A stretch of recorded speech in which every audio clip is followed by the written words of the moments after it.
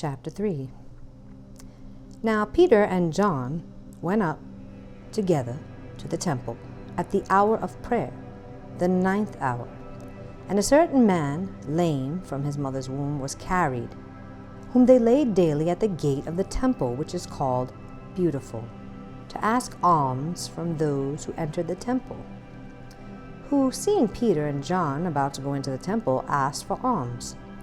And fixing his eyes on him with John, Peter said, "Look at us." So he gave them his attention, expecting to receive something from them. Then Peter said, "Silver and gold I do not have, but what I do have, I give you in the name of Jesus Christ of Nazareth. Rise up and walk."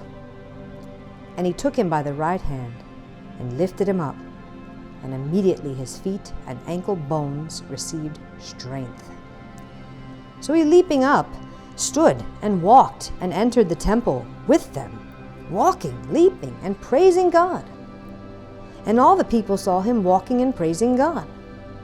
Then they knew that it was he who sat begging alms at the beautiful gate of the temple. And they were filled with wonder and amazement at what had happened to him.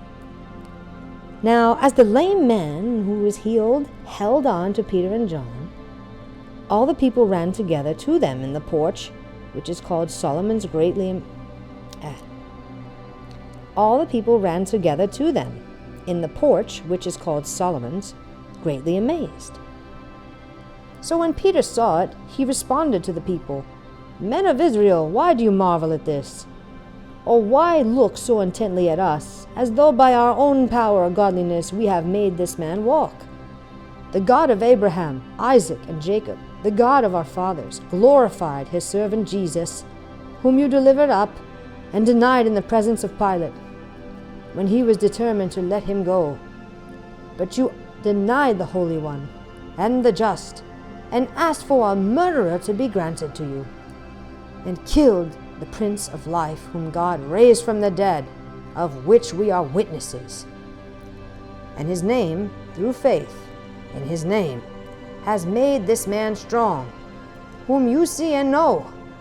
Yes, the faith which comes through him has given him this perfect soundness in the presence of you all.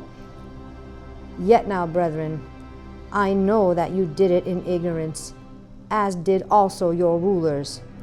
But those things which God foretold by the mouth of all his prophets, that the Christ would suffer, he has thus fulfilled.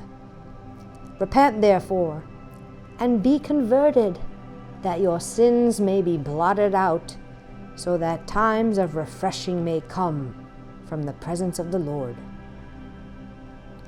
and that he may send Jesus Christ, who was preached to you before, whom heaven must receive until the times of restoration of all things, which God has spoken by the mouth of all his holy prophets since the world began. For Moses truly said to the fathers, "The Lord your God will raise up for you a prophet like me from your brethren. Him you shall hear in all things, whatever he says to you. And it shall be that every soul who will not hear that prophet shall be utterly destroyed from among the people. Yes, and all the prophets from Samuel and those who follow, as many have spoken, have also foretold these days. You are sons of the prophets, and of the covenant which God made with our fathers, saying to Abraham, and in your seed all the families of the earth shall be blessed. To you first God, having raised up his servant Jesus, sent him to bless you in turning away every one of you from your iniquities."